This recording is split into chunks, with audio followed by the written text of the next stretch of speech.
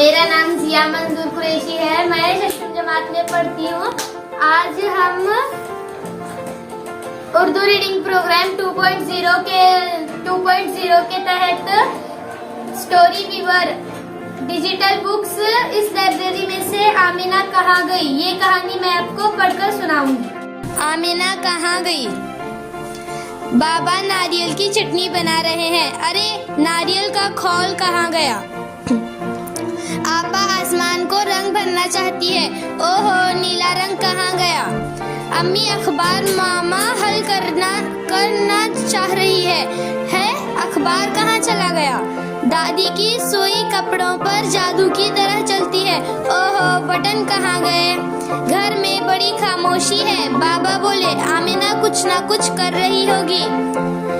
आमिना कहाँ है, क्या आपने आमिना को देखा। अम्मी ने पूछा। आमिना जरूर कुछ ना कुछ कर रही होगी, दादी ने जवाब दिया।